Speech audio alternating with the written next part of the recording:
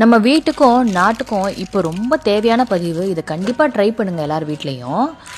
ஒவ்வொரு வீட்டிற்கும் தினமும் குறைந்தது 10 முதல் 20 பிளாஸ்டிக் கவர்கள், அதாவது எண்ணெய் கவர்கள், பால் கவர்கள், மளிகை பைகள், ஷாம்பு, சோப்பு, மேகி, குர்குரே போன்றவை கிடைக்கின்றன. உங்கள் குழந்தைகள் அந்த கவர்களை தினமும் குப்பை தொட்டிலுக்கு போடுவதற்கு பதிலாக இப்போ எப்படி நம்ம உண்டியலில் காசு போடுறோமோ அந்த மாதிரி தண்ணீர் பாட்டிலில் வைக்குமாறு ஊக்குவிக்குமாறு கேட்டுக்கொள்கிறோம்.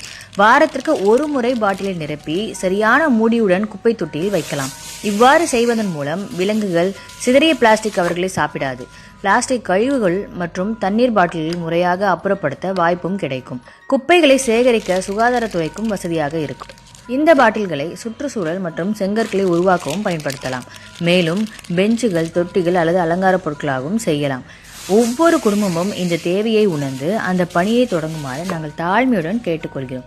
இது வைரலாகும் வரை மற்றவங்களுக்கு ஷேர் பண்ணவும் மறந்துடாதீங்க. வேஸ்ட்டாக குப்பையில் தூக்கி போட்டு மிருகங்கள் சாப்பிட்டு தேவையில்லாமல் அது எங்கெங்கேயோ வேஸ்ட்டுக்கு போய் நம்ம உலகத்தை அழிக்கிறதுக்கு பதில் ஒரு வாட்டர் பாட்டிலில் உண்டியில் மாதிரி நீங்கள் அந்த பிளாஸ்டிக் கவரை போட்டாலும் குழந்தைங்களுக்கு அது ஒரு ஜாலியான ஆக்டிவிட்டி மாதிரி இருக்கும். நம்மளும் கவரை வெளியில் கரெக்டாக அப்புறப்படுத்துகிற மாதிரியும் இருக்கும்.